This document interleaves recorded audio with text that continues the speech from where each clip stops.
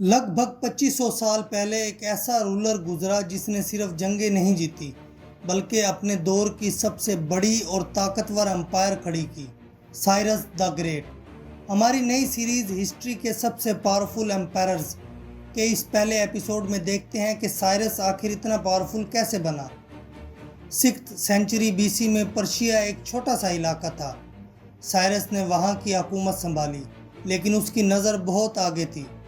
Cyrus ने सबसे पहले पावरफुल मीडियन एम्पायर के बादशाह इस्तियागस को हराकर पर्शियन और मेडस को एक कर दिया। अब उसके पास एक मजबूत बेस बन चुका था। साइरस ने अमीर तरीन बादशाह क्रोसस को हराकर मॉडर्न डे तुर्की तक अपना राज फैला दिया। बेबीलोन उस वक्त का सबसे ताकतवर शहर था। साइरस ने बेबीलोन को जीता, लेकिन उसे तबाह नहीं किया।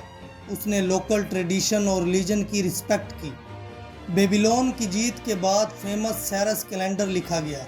साइरस ने किसी पर ज़बरदस्ती अपना कल्चर नहीं थोपा।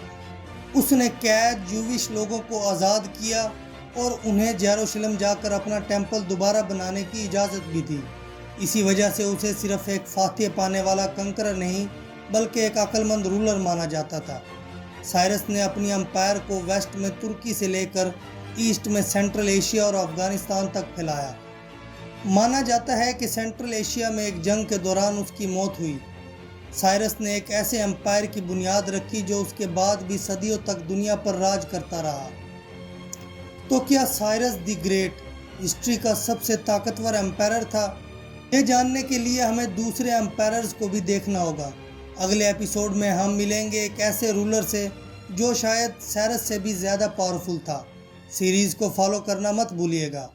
अल्लाह हाफिज़।